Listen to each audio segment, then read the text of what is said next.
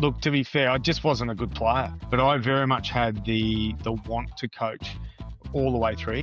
If you don't have a rapport, if you don't have their respect first, don't think you're going to make pivotal change in people's lives. I wanted to understand coaching methodology and culture and understand how to put teams together and how to do it very well. Probably the most important thing for me to do to be able to connect with people is learn the language. There's not, I'm okay with losing because that's a learning experience. There's no problem, but I don't like it. Everyone has a different motivation. Every person in the team has different motivation, but it's our job is to understand it and assess it and help them with that. Welcome to Coaching Culture, the podcast about cultivating culture and leadership. I'm Ben Herring and I've been loving this side of the game for bloody ages. Today's guest is Zane Hilton. Zane is the assistant coach of the Queensland Reds in Super Rugby.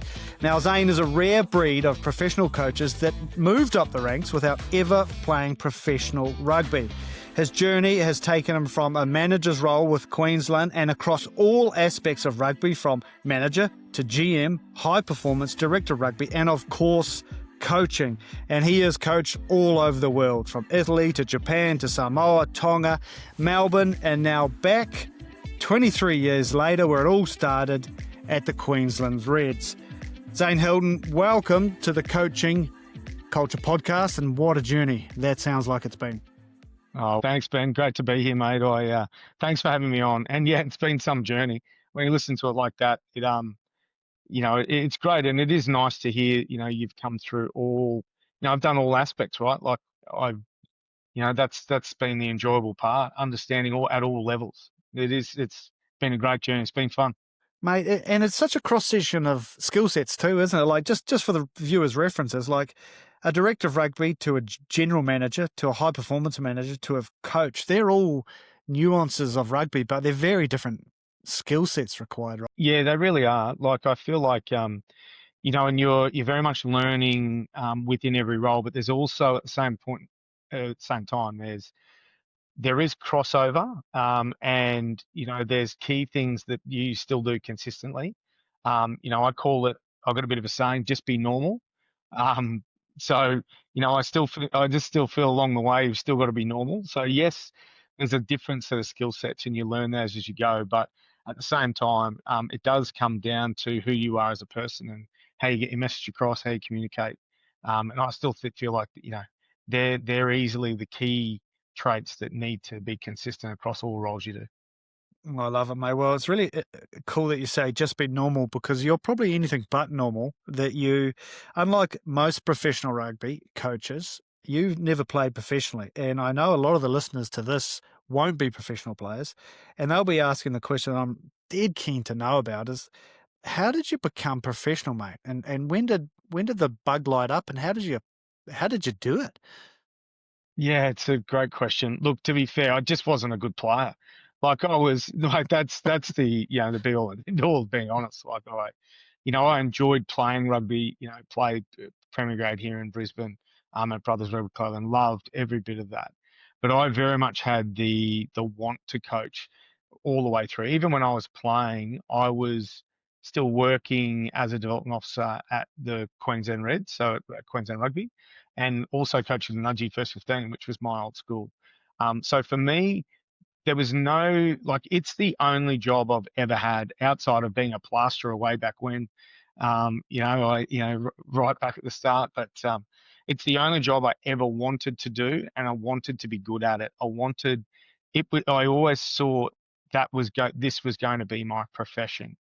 I understood that, right from the outset, I wanted to understand coaching methodology and culture, and understand how to put teams together and how to do it very well.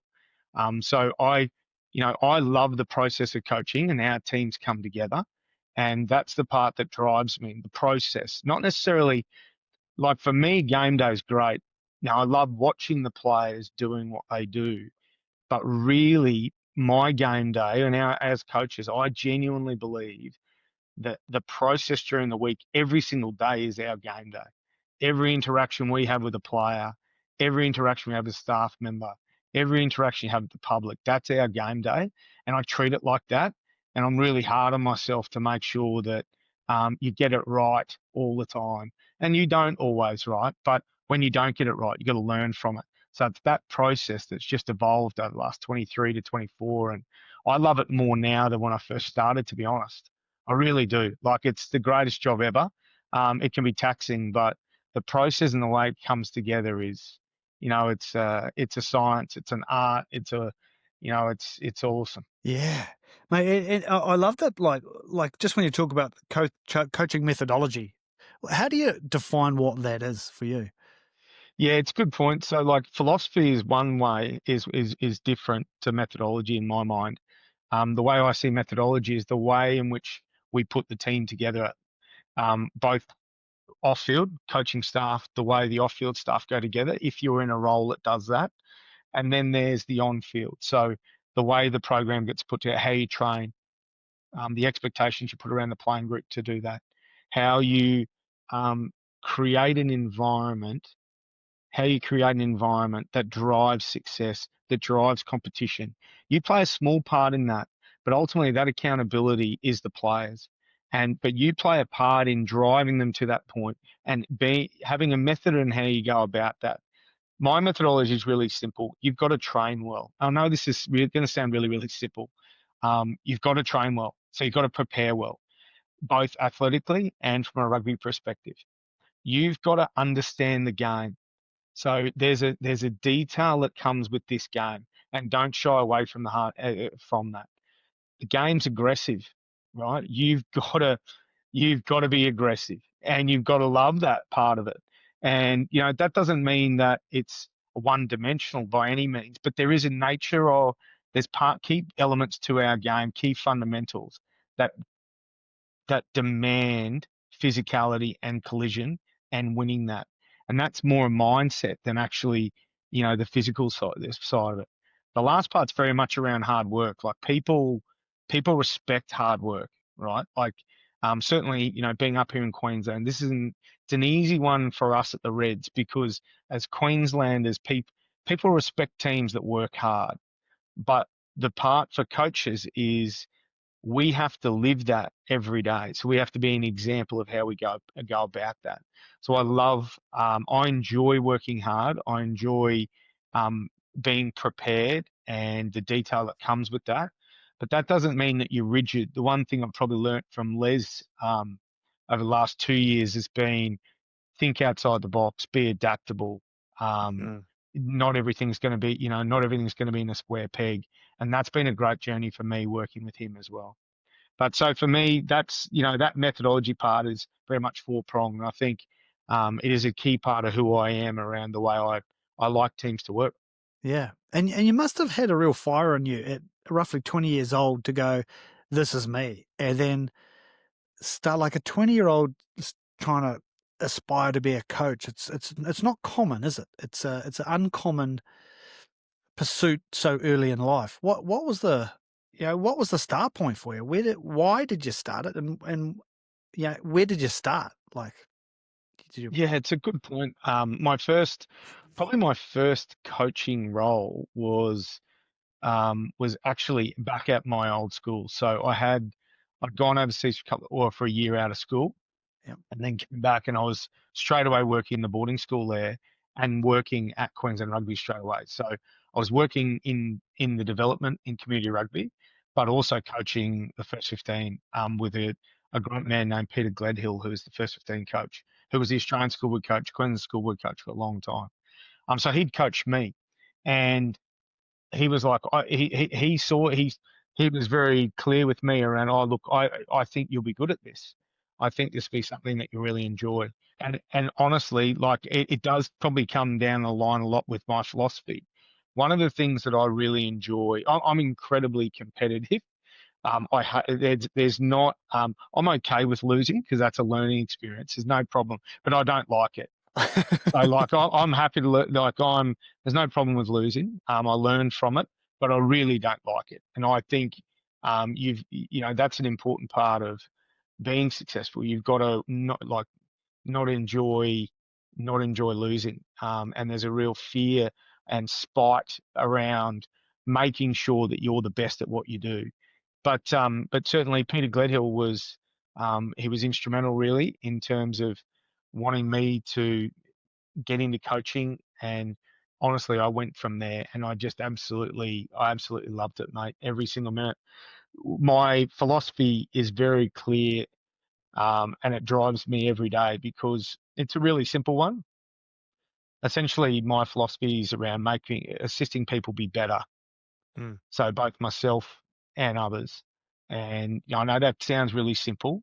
There's a lot that goes into it, but there's a care, there's a connection piece, and there's a challenge piece as well. And that's, I know I've stolen those three words from Les because care, connect, and challenge is very much our mantra up here. But I love living that every single day because to make people better, you've got to care for them and you've got to earn their respect. You've got to connect with them for, secondly, that allows you to do that respect. But then you've got to challenge that because the only way to get better is to be able to challenge it. And once you've got the respect, you can do that to make people better. And I love helping people be better because it makes me better. I love that little order you've got there because those things are sequential, isn't it? Like Very you much so. can't challenge it before you've had a little bit of connection, and you can't get connection unless you care enough to actually make it in the first place, right? Do you think that's something Yeah. that a lot of coaches slip up on? They go straight to the challenge and think they have to be hard and do that stuff before they've built that rapport and trust underneath? Yeah, I think so, mate. I think maybe even I did. I know I did very early on. If I couldn't get my message across, I would get angry and trying to make people accountable and thought that was the only way to do it. But certainly you can get it wrong. There's a real balance, I feel. But since Les has made it very very clear for me, and um, that order of care, and I've always been a care person. I've always been a connect person because I've had to be. But that order is critical around how you approach being able to give feedback and helping people be better.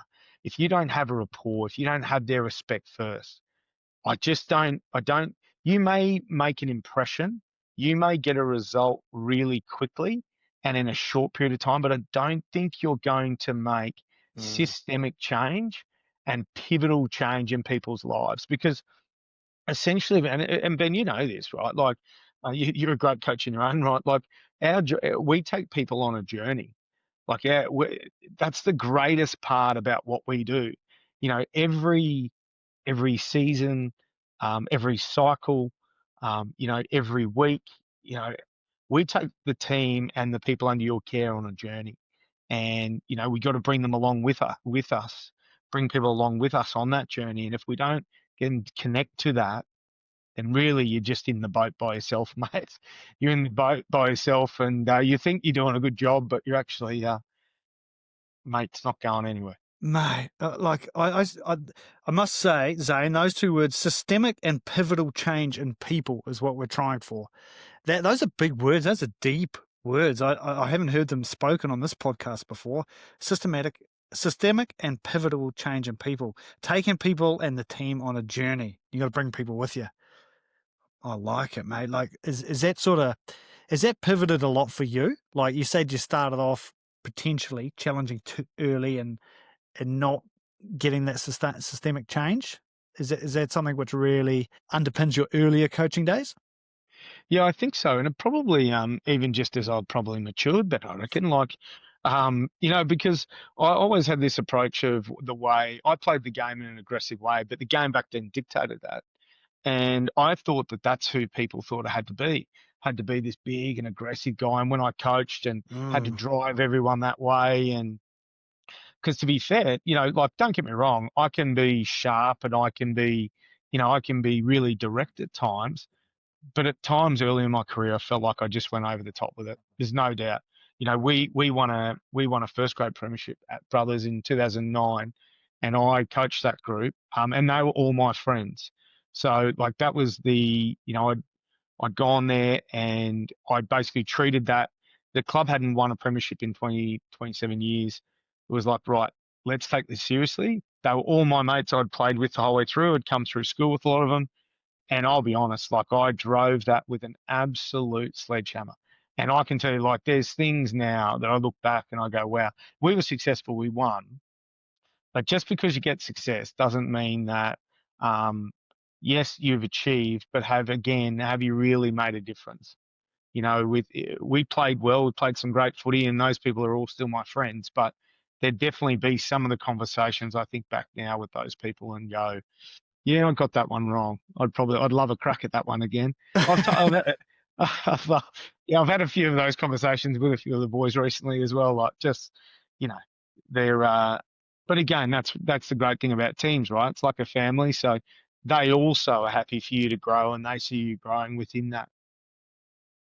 That's definitely true, isn't it? There's a lot of forgive in coaching. Like, as long as you're seen to be actually making an effort, like all past grievances, most of the time can be sort of let slipped on. I actually find that funny, mate. Like, I look back to some of my least favorite coaches, or least successful coaches I had as a player, and some of the forgiveness that you do is quite amazing. I remember at the time being frustrated because we weren't doing X, Y, and Z, but then you become a coach, you look back and go, actually, that guy did his best. Yeah, he was a lovely guy and he held himself, and actually, yeah, give him a lot of reprieve. He handled himself well with what he had and all those things. You don't really realize that till you become a little bit more experienced yourself, right? Yeah, I think so. And I think you understand that there's just so much more to it. Yes, You that's know what I right. mean? Like the success is such an outcome, right? And everything has to go right. Like I'm a big fan of dynamical systems and systems theory. And dynamical systems theory talks about ultimately everything being focused on game day. And everything you do through in the week and throughout the cycle being based around game day. However, the reality is there's 156 systems within one professional sporting team. It's the most that there is in any system system within the world. So it's that complex getting success that only you've got one thing may go wrong in the throughput or the output, and you don't get that success. So yeah, we do. We've got to give people a break at times. Mate. And like a lot of coaches say they're striving for the perfect game, but the perfect game never happens, does it? That's just a Oh, that's certainly something I think of. I do at times feel like I'm a bit of a perfectionist and have been, but learning from Les, like perfection is the enemy of good. Um, it doesn't have to be perfect. that's right. Doesn't have to be perfect. Like, you just have to. Every environment's different. You just have to react to it, and then you've got to be able to adapt. And that's one of the greatest lessons I've learnt from him in the last 2 years. And again, he's an incredibly experienced coach and an even better man. So, great lessons to learn for me again on my journey. Yeah. What have you picked up from Les? Because you've been with him 2 years now. What is some of the gold that he's dishing out on a regular basis? Yeah, well, the gold comes in who he is as a person. Um, he talks about just being yourself. I've never really been in a coaching team. This would be the first coaching team in the last 2 years that I've genuinely been able to be me. And he always says to me, don't apologize for who you are. Don't apologize for the intensity. Don't apologize for who you are as a person, because that's what makes you who you are. And I love that, because for so many times I would always go into a coaching team in so many different groups, and sometimes leading them as a head coach and or as a high performance manager, going, right, well, what does this team need? Bit of a community. Can I do this? How have I got to be? But Les is all about you be you, and as well with the players. Treat the players like an individual, like a person. I know that sounds simple, but in practice, doing it every day is tough, and that'd be the greatest lesson I've learned from him. One, be normal, and don't apologize for who you are, I think would be the second one. But he's got an incredibly sharp mind around the game. Obviously, being up in Europe for a period of time, 14 years, at international level as well, and he sees the game in a you know in a really romantic way, which I really enjoy. Being a forwards coach, people think I'm just all about scrums, lineouts, and mauls, but I've coached many different areas and had to in my career, and I enjoy all parts of the game. But listening to Les talk about attack, the width with which he wants to play with, the work ethic that's needed within the way you attack. It's they would be the three things certainly I've learnt from Les. Man, I love it. I love that phrase, just the phrase, and just don't apologize to who you are. Don't apologize about your intensity. That's a good one, Zane, because so sometimes you can beat yourself up about some of your traits, isn't it? And you kind of go, oh, gee, that's not what I should be. That perception piece of what a coach had to be that you had earlier on in your career, it's fine. It's you. Be you. Yeah, you can't be. You can't be an average version of someone else. You just got to be you, right? I think so. I really believe in that, and having done going to a few coaching courses here in Australia, I do feel like that's the great thing about coaching here in Australia, the diverse nature of the people we've got within the room. Pacific Islander nations, there's Asian nations, Asian people within the room, and all think very differently around how they see the game differently. They look at things differently, and they don't have to coach or be the way we are, just be them. It's a really exciting thing about our game, the world game. I love it. Yeah, I love it too. And talking about a world game, mate, I want to dive into how you've then not been professional, 20 years old. You had a little stint in Queensland being a manager there, and then you've basically taken on the world, mate, in all sorts of roles. You've gone over to Kyuden in Japan, Cannon in Japan. You've been to Treviso in Italy. You've been with Samoa and Tonga as coaches, mate. What was the thinking? Was it just, I need to get out and see the world? Do I need to try new things? What made you, and how did you find these things? A lot of aspiring coaches will be like, how the heck's he done this?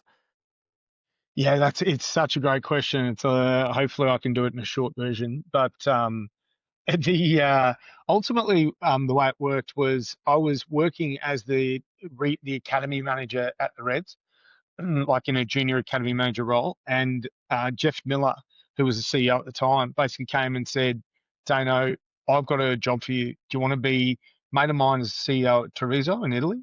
Do you want to go? Like I was 24, I think, 23, I think.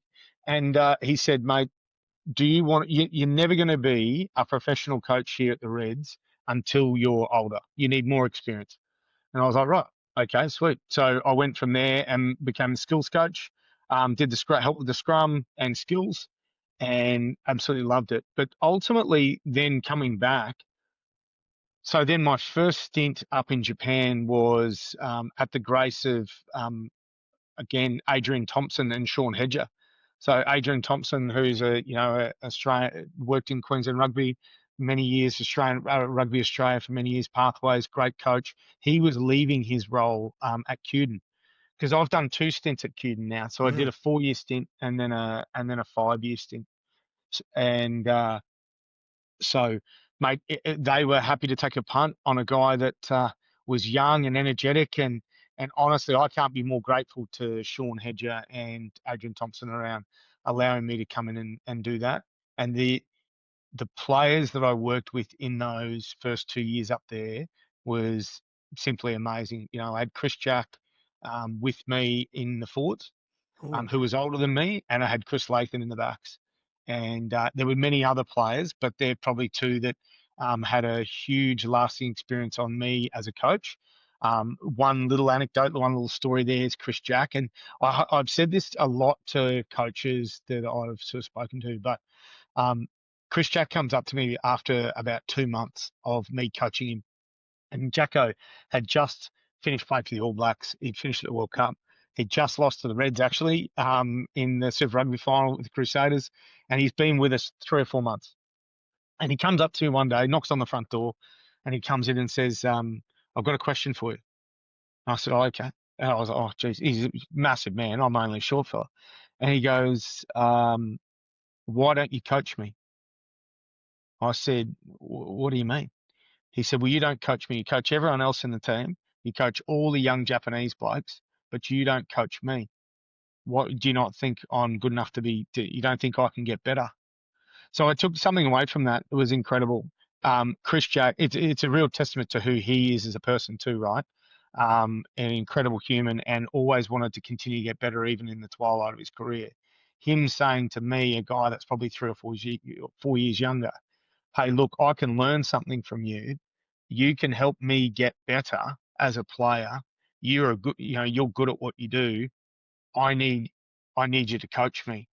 From that day, I think the heavens opened. I reckon I've coached the shit out of everything from day dot from then on. So regardless of who they are, I just coach the shit out of it because if Chris Jack or Chris Latham are saying to you, "Hey, I can learn from you," and they're younger than you and you haven't got that experience, haven't played at it, if they think you can get better, then well, right, I'm going to do my best to try and help everyone. Mate, that's a cool story, isn't it? It's a testament, isn't it, that the best kept players in the world want to be coached. Like it's easy probably to leave them behind because you've got the rest of the players to look after, but they need coaching and probably they need more coaching in a lot of ways because they're such high performers. They want coaching, they want advice, they want a feedback, they want to know if they're getting better. That's a real testament, I think, to the great ones. Mm. I think the great players, and you've coached a number of them, and I've been lucky to coach a couple of them, and hopefully a lot more.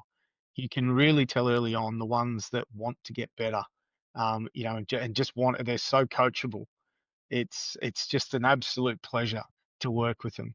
And what a place to start, mate. When you're starting new in your career, you're getting exposure to great players like Chris Jack, Chris Latham, and that's almost your start point, is it? As a young coach, learning the ropes in an anonymous place like Japan, a little bit where you can make a lot of mistakes and Absolutely. experiment, and you have two legends of the game. They're just giving you little gold nuggets like that. What else did you pick up from Yeah, Japan? yeah. Well, my experience in Japan was incredible. I love Japan. 9 years in total. So Japan's very close to my heart.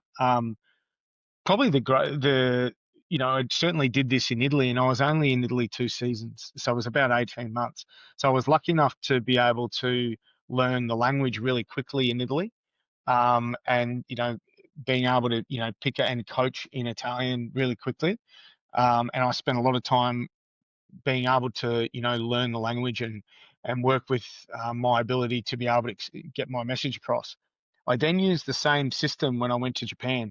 So I know this sounds and believe me, I'm not I'm not a language person. I've never didn't speak the language before I went, but um, I now speak quite well, to the point where I was coaching without a translator for a period there, conversing with players. But I saw it as probably the most important thing for me to do to be able to connect with people was learn the language.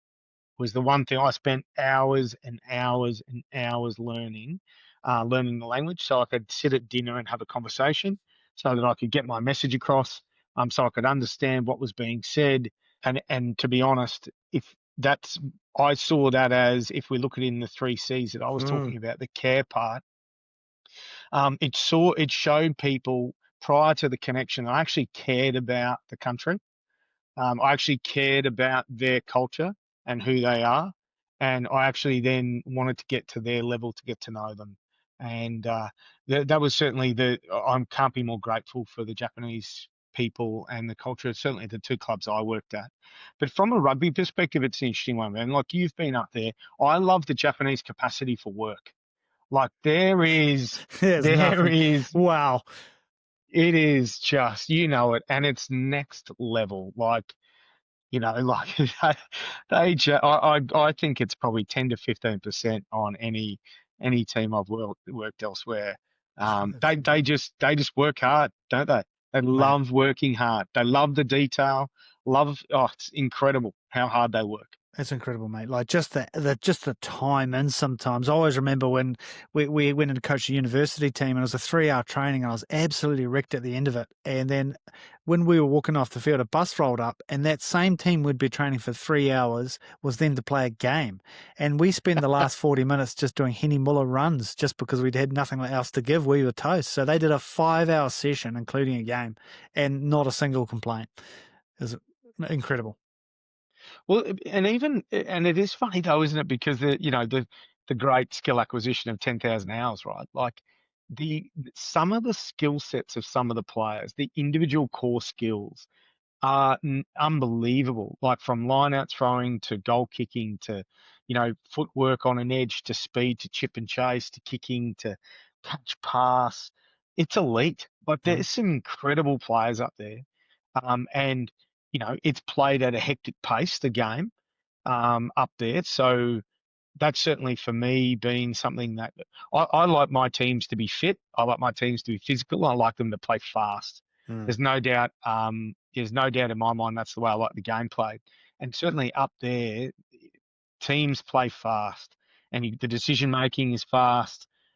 And obviously it's got a huge rugby culture too, right? So over the last 40 years, there's been a number of foreigners that have gone up there. They've influenced the environments across a lot of different teams, and it is an incredible competition. Mate, I must take my hat off to you. Just listen to this. Like, you've just gone over and coached in two places and you've learned two languages very well. And I just want to reflect on that a little bit because I think it's amazing that A, you cared enough to learn in the first place. Like, that's massive. I know most coaches don't when they're in Japan.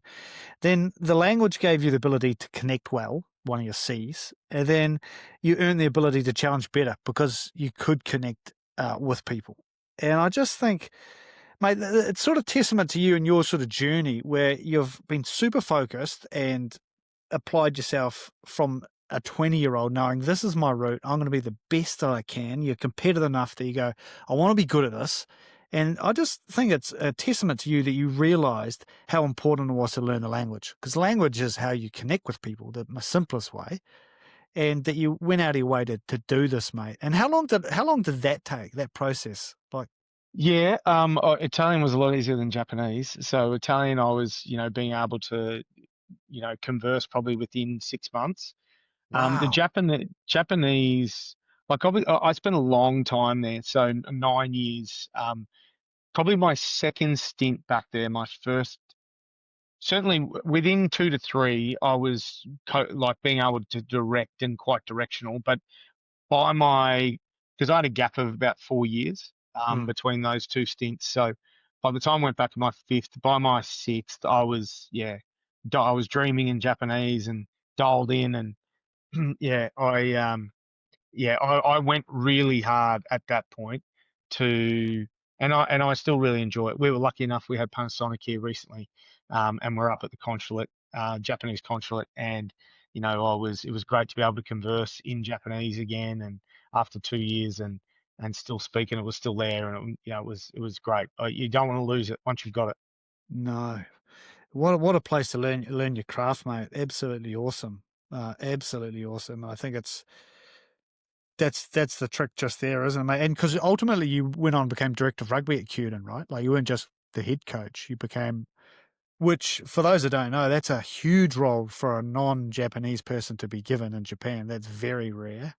But it's testament to the application you did to assimilate and buy into the culture, right? Yeah, it was.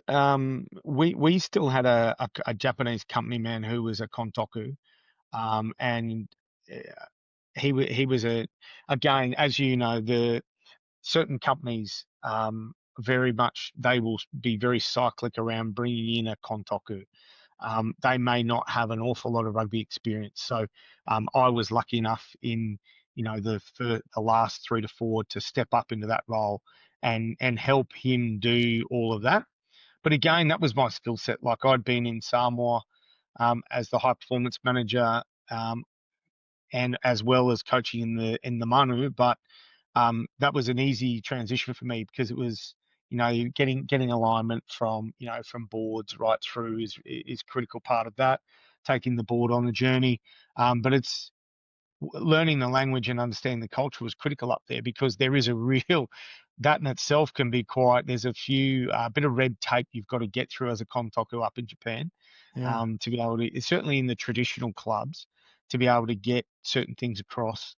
But the man that I worked with, Akama-san, up there was incredible. I've never met a Japanese man in particular, who was just really honest and really open and just went, "Hey, Zane, I really not sure what I'm up to here."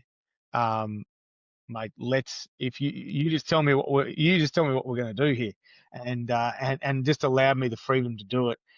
But at the same time, like, there's a respect part that comes as part of that too, because I had to let him take a lot of the credit for a lot of that work. And that's okay. That's actually okay, because ultimately that's the gig, right?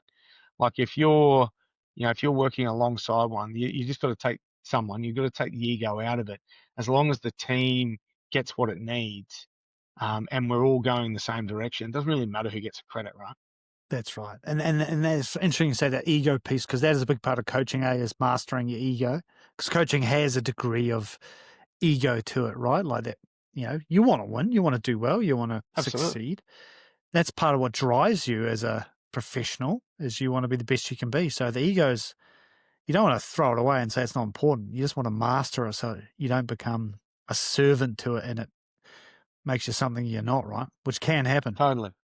Totally. And having an ego is healthy too, as you mentioned. Like, that, it is ego, but being able to understand. Um, you such a great comment you've just made then. Not being a servant to it, so important. How do you do that? How do you not be, mate? Just make sure you get the kontaku that's doesn't know what he's doing, so he lets you Nah, lets you no, I drink. think just being normal, mate. Like, I know I keep coming back to it, right? Like, I know I just keep coming back to it, right? Like, I grew up on a farm, Ben. So, like, for me, like, it's mate, it's, all the sheep have got to go in one direction, right? They've all got to go in the right direction. So, it doesn't matter who's doing it. You can't do it by yourself. Well, mate, I still think, like, not many normal people can go over to Italy as a young fella, coaching as a very young man, learn the language in 6 months, then fly across to Japan and learn in a couple of years and run a director of rugby of a big Japanese club. That's not normal. As much as you say the phrase, Zane, that is not normal. So that's how you go from mate, I never saw you play, but I'm going to assume you went hard, but you didn't really cut it on a rugby field. And then you've really smashed it on the coaching because you're nailing this stuff. It's awesome. And, mate, while I'm talking about nailing, what we haven't nailed in this conversation so far is a question which I normally ask right at the start.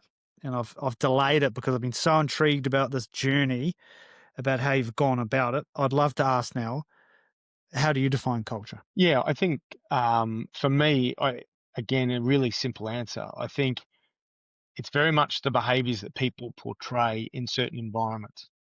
I think that's really, really important. Understanding that each environment is completely different, and every environment might be completely different based on any given day, based on people's behaviors. So for me, it's about understanding, certainly within, what is culture, but how can we influence that? Um, I feel like the greatest, probably one of the greatest learnings I've had in my life is understanding that it is actually very hard to influence it on a daily basis. When if you're the only person driving it, as a coach in particular, but getting the players to understand their role in accountability and making each other accountable for the behaviors within that environment, that's what defines the culture. So getting them to understand and or articulate how they want to be perceived. I think that's a real art form. Getting them to understand how they want to be perceived, what behaviors that they want to do to be able to drive that, to be able to achieve that, and then again, how they're going to make each other accountable on a daily basis. Because but then, as I'm very aware of what my role is within that, and it's trying to exhibit those behaviors and really live them on a day-to-day basis and playing a part with the accountability. But ultimately, it comes down to the playing group. So understanding how do we want to be perceived, what behavior is going to take to achieve that, how can we influence the environment, and how are we then going to make each other accountable? And what do you do, mate?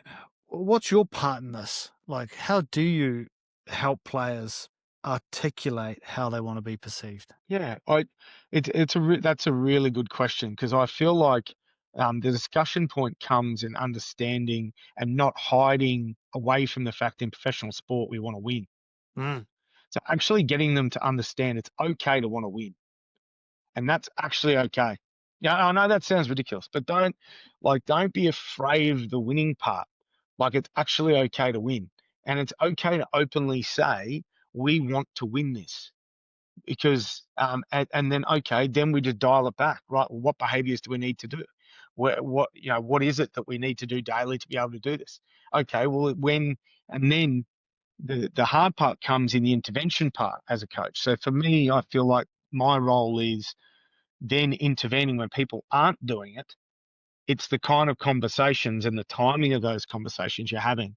And I'm not talking about like formal one-on-one meetings. That's not, it's not though having one-on-one meetings every day. It's basically saying, the most important thing you do each day as a coach, I believe, is talk to the playing group. The most important thing you do every day is chat to people inside, because that essentially is the influence you're having over them. How was your day? How was last night? How are you going? What's your focus today? What are you looking at after post session or post gym? Did you achieve that? Where is it? You having small interventions consistently. You're then connecting with them consistently, and you're then showing them you care consistently. And then at the end of the day, as a player walks off, you're then reinforcing it. Hey, Ben, I saw you got better today. I saw you did this really well today. Because you then want them leaving the place going, geez, someone noticed me. Mm. So it's about having influence. How do you have influence over their direction, and how can you drive them along in their journey around both preparation and as well as their performance? But the most intriguing part around that, what we're talking about, is having the high level conversations with your high level leaders around accountability, teaching or assisting players to learn how to make each other accountable is a really slow process, I think. And it takes time. I think it can take years. Not a lot of people are natural at calling out their own mates, I don't think. Not in a good way anyway. They're happy to call them out, but then how can they have an influence over someone in a positive way and have it really impactful? It needs to be a really structured conversation. Yeah. I guess that's a societal thing, is in general, we in society don't call people out all the time. Actually, in saying that, yesterday I saw a guy drop a piece of rubbish and the guy behind him racked up about it. Oi, buddy, Did he? come pick it up. And even that, which he was right to do, he did a good job. I was like, fair play, man. But he had to, like, just saying that is quite a bold statement, isn't it? You don't hear that too often. But That's kind of that accountability piece. That's a bigger piece. But yeah, not everyone has that level of bravery, essentially, to pull someone up on a standard being slipped. So to teach it, gee, that's an art, isn't it, as a coach, to teach leaders those skill sets? Yeah, it is. It is, and certainly your leaders, but as much also teaching some of your other players to follow. So the teaching part around accountability is important, but it's also the following part that's important, because ultimately we're all here to serve. We all serve someone along the way.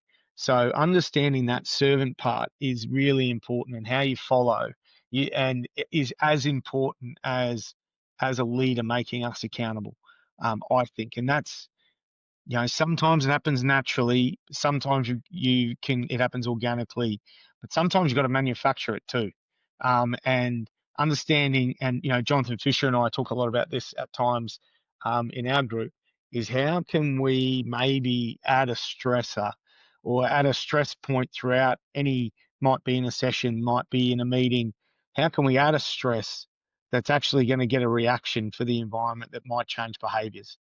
Because if you just stay consistent, people get used to that. But then if you add a stressor, and a really purposeful one to get a reaction, you'll change. Sometimes you'll change people's, or you'll see the environment change. I heard a good one. Just you got me thinking about an example. I remember Conrad Smith telling me that one training, Wayne Smith was into him as a coach, just into him the whole time. Just he'd say no offside and march him 10, and he'd rack up and say, "What are you talking about?"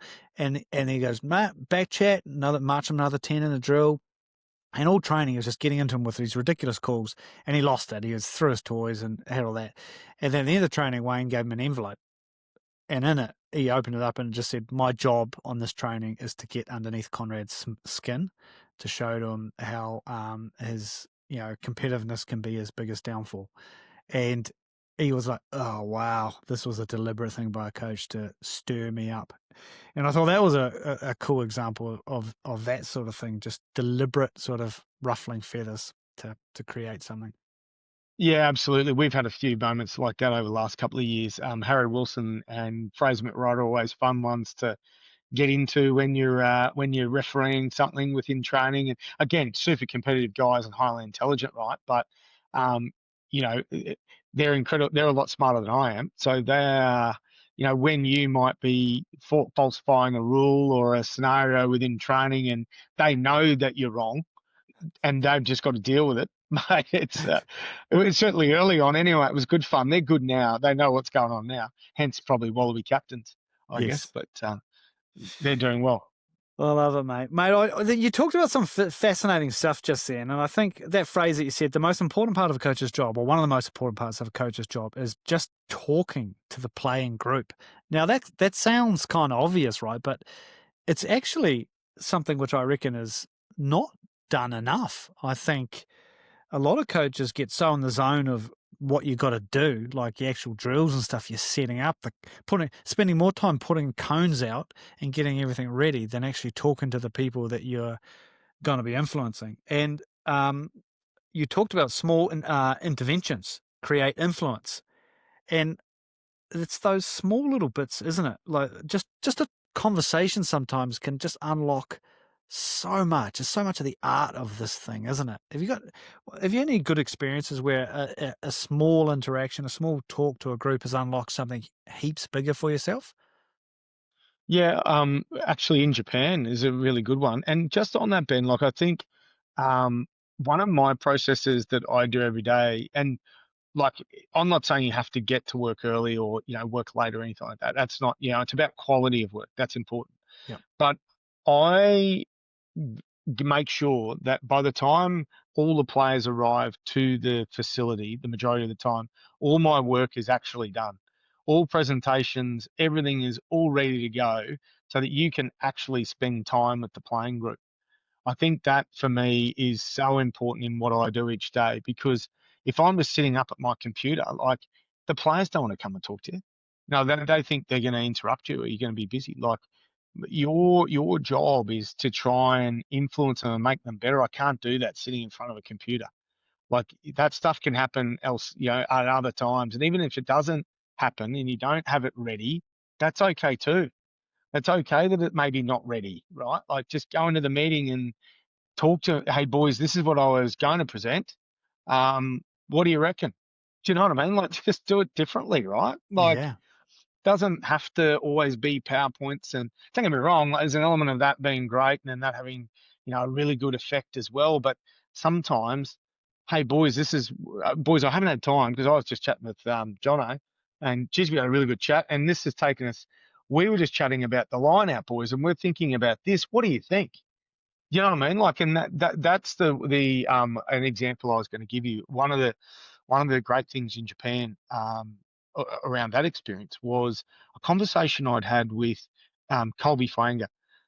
Colby Fainga is now up at Cuden, and again, one of the great Australian players, Brumbies Rebels. Never played for the Wallabies, but certainly incredible seven in his own right behind a number of good players. Colby up in Japan, as you know, like players, a lot of the professional foreign players will train early in the day, and then the company players will come in the afternoon, and then we all train together. So Colby was there during the day, and he's like, Zane, I really want to have, I really want to show the Japanese boys something, but I can't speak Japanese. I said, Colby, you can demonstrate it though, really well. And he's like, oh yeah, but I won't be able to get my message across. Well, why don't we do this? Why don't you go and do the activity? You show it, speak in English. Half of them will understand anyway. And then if we haven't got a message across, then I can then translate it. or we get the translator to translate it, and we'll get from there. Colby then basically went away and he wrote all this stuff down. It was, he was going through like almost like a session plan. But ultimately, then he came up and he goes, Zana, can I present it to you first? I said, no, I don't need to see it. I know what you're doing. I know what you're doing. You just told me. No, I need to present. I need to practice. Well, no, mate. Like, you'll be good. You got this. Believe me. Anyway, he gets out on the field and he absolutely nails this demonstration. He ends up speaking Japanese, like half Japanese, bro, and the boys totally got what he was talking about. And it just then led him to now be a great leader within a month of a guy who didn't speak the language. Obviously, already had the respect as a player, but the fact that they had seen him go through all this preparation to be a better, to try and get his message across, mate, just, took him to the next level as a leader. Yeah, that's awesome, mate. Yeah, it is. It is quite cool, isn't it? That the thinking process that Japan gives you, isn't it? You actually, this is probably one of those things you talked about. It creates that little bit of stress in you because you can't just be sloppy and just say. You actually have to go, wow, how am I going to get this across? It's a beautiful place to learn coaching because you have to think about, like, gee, they're not going to understand me. How am I going to get it across? And you have to just sort of roll. You don't know. You just have to go with it, right? And what a coaching process. Definitely. I think the one thing I've learned from that, and I still use this to this day, is the systematic style of learning in the way they do things. So systematic calling systems to, because you've got people that don't speak the language, you've got, English speaking players that don't understand, it has to be so simple. And this would be the greatest thing that from Les too. Like, Les will always attest, I'm just a rugby league player, Zane. I've got no idea about rugby. Here's a guy that's coached for 20 odd years, Yeah. coached internationally for 14 years. Yeah, I think you get the game, mate. But no, I'm just a rugby league bloke, Zane. We just got to make it really simple. And he's right, because the game is so simple. It's a game of contest. It's a game of collision. It's essentially the four principles, right? Win the ball, use it, support it, and then, stop it, right? Like, it really is just those four principles. If we think about it, if you just make it as simple as that, that was one thing I've taken away from Japan, was how simple to get your message across, and make things systematic so it's easy to learn. Yep. Well, certainly you'd probably appreciate this, sending your kids to Japanese school. Just the way they learn, like maths, for example, is a brilliant example of a good system, and just repeating a good system. Your kids pick up maths incredibly quick. So quick. What would you bring back, mate? Like, from Australia, from a cultural perspective, from your travels, what are some of the big rocks, one or two, that you just go, in Japan, Italy, wherever, that you go, this was a good big cultural rock that I think all teams should be aware of? Yeah, I think probably the number one for me is actually my time with Samoa and Tonga. There's a greater purpose than the individual when you work with and or play for those two teams. It's simply two of the greatest experiences I've ever had in my life, is working with those and coaching them and working with those players. They are selfless to a man. So there is a greater purpose as to why they are playing the game. Ben Talmafuna, for me, I've never met a greater human. Just the way in which he talks about playing for the Kingdom of Tonga, the way he talks about playing for his family. Tusi Pisi, current head coach of the Manu in Samoa, he was a player when I was coaching Samoa, talks about how important it is to play for his village and play for the people back home and his family. I never sensed how important and that was about having a purpose until I coached both those teams. Yeah. So for me, I think that's the number one thing, having a purpose and have a collective purpose on why you are doing what you are doing as a team. I think that's easily the number one. Definitely, probably the big thing I probably took away from Japan would be the work ethic.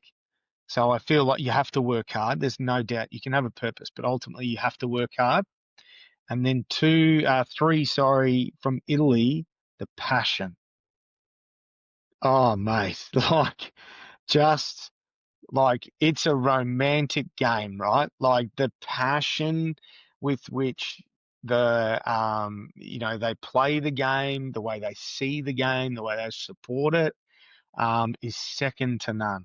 So definitely the passion from Italy, the work ethic from Japan, and some of the processes, but then having a purpose for me would be from the two Pacific Island nations, and um, probably that would win out overall, having a purpose.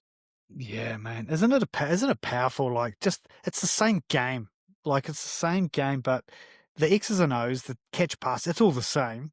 But it's that feeling and that thing behind it, right? Which Yeah. just makes it something completely different. You just go, wow, look at the passion, look at the work ethic, look at the purpose. Um, that's the special thing about this cultural stuff, isn't it? That it just changes what is inherently the same thing over and over to something different, right? Something really, really unique for the people that are doing it in that context. Absolutely. And I think that's the great thing about, what we're talking about here with culture is that it's unique to every environment. And so not one is either better than the other either. That's the great thing about it. Not one's better than the other. It's just different. Yeah. And that's great, right? Like, like it's and that's why I love working with different teams all the time. And even in this role, I've been lucky enough to go over to Australia A, and even just for 2 week period in Europe, and even that in itself was, having to create a culture within that group of bringing guys together for a different purpose. Some want to play Wallabies, some first time up in Australian colours. Australia, coaching the AUNZ team, like watching, Simon Cron talk about, the Anzac spirit, and, we were talking about what that's about and that purpose. And, just, oh, mate, like everyone has a different motivation. Mm. Every person in the team has different motivation, but it's our job to understand it and assess it and help them with that. And yeah, it's awesome, mate. It's simply that you come back to why did I want to be a professional coach at 23 and at 20 or whatever, and that's why, because I love being a part of teams. I love, and I don't care what role I do because I know it doesn't matter what my role is. I just want to be a part of a team. It doesn't matter because Mm. you just fit in. Yeah. And just quickly, do you think that all these worldly experiences have just grown you through the roof as a coach rather than if you'd stayed in one place and worked your way up a system at wherever? Do you reckon you're a vastly different and better coach because of this worldly experience? I think I am. Certainly think I am. I don't know if it's the only answer. Clearly, it's not because there's been a lot of, Hmm. like I look at Lockie McCaffrey now, who I coached in my last year, and he's now coaching at the Waratahs.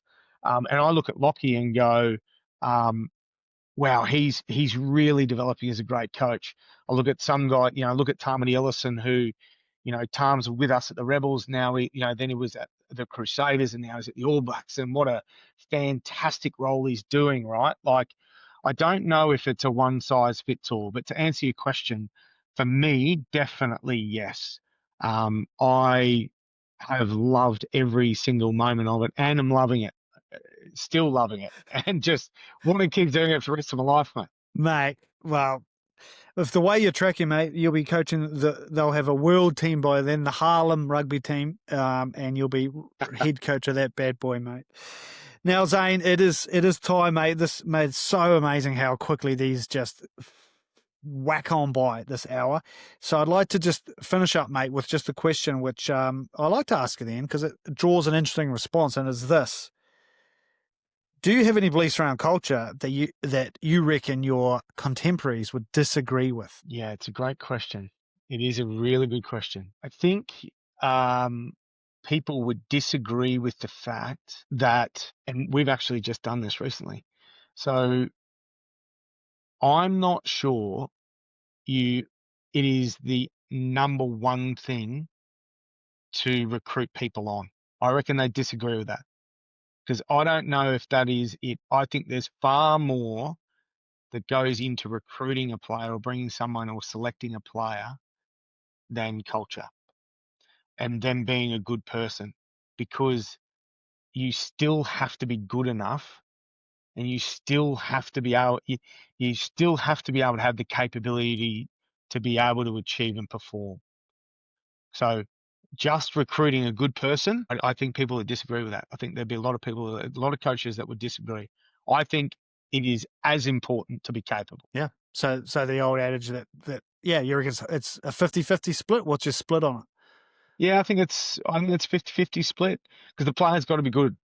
They've got to be good enough, or they need to have potential that you think you can grow them, and that they will be good to be able to fulfill the role you need, because on so many occasions when I've recruited a player, so many people have told me that, oh no, he's a bad egg, Zane. No, don't touch him, mate. Don't touch him. And we've signed the person, and the person's been an absolute legend within the group. So I think it's as important to back yourself, to also be able to get them to understand that they will fit into your environment, and then they will have a value add. They're not necessarily fitting into your environment, they're adding to your environment. So I think you have to be really careful just to recruit on culture. And I feel like people are going to shoot me down for that. I don't think they'll like that. Well, you tell us who those players are, Zane, and we'll keep an eye on them over the coming season, see how you've gone. No, mate, I think it's a really valid point, and I like the whole context of culture is it's got to be individualized and it's got to be context, and that's exactly the same with recruitment. You can't just put everything in the same box and say we're recruiting just for that or exclusively for that, or not giving that other thing credence. It's a bit of everything, and I love that phrase that you said. They're there to potentially add value, and you're trying to add value to them too, right? That's part of a coach's thing. You're adding value, and your nuances and niches and skill as a coach do that different to other coaches, and may just bring out, through those small interactions and interventions, the best out of someone else. Zane, what a pleasure to have you on the Coaching Culture podcast. If I may, I'd just like to sort of wrap up my 3 takeaways from this awesome conversation. Number 1 is I just love the phrase that you kept repeating as just be normal. And whilst it sounds kind of silly and a little bit obvious, but it's something you don't always do. Being normal is not apologising for who you are. And I think Les Kiss said to you particularly, don't apologise for your intensity. You be you. And if you're doing that, if you're being normal, then that is a long way to being an authentic coach and authentically you. So stick to it. Number 2, I love this coaching mythology phrasing that you're currently using about care, connection, and challenge. And I love that we just discussed around that's a sequential order. The care comes first. And if you care enough to connect, then it gives you the ability to actually be able to challenge people. A lot of times in coaching, the challenge bit often comes first. We think we have to challenge, and it comes before those other 2, which never leads to a good outcome. So I love the sequence you have there. Care, to connect, to challenge. I think it's absolutely lovely. Number 3 is this one, which is before you start, have the work done. I loved that. And you weren't encouraging work ridiculous hours through the nights. You were just stating, if you've got the tools down, if you've closed the laptop, when people come in, you can actually engage. You can physically engage. And you said the most important part of a coach's job is actually to talk to your playing group. And the influence you have over them is massive. Small interventions lead to massive influence. And I think it's important as coaches, we don't get bogged down of always having to have your cone set up or the right jewels or the right flow or the right presentation all the time. Sometimes just being there to talk to your group is massive. And that often starts by actually having all your stuff you have to do done early. Zane Hilton, what an absolute pleasure to have you on the Coaching Culture podcast today. Awesome, mate. Been great. Thanks so much.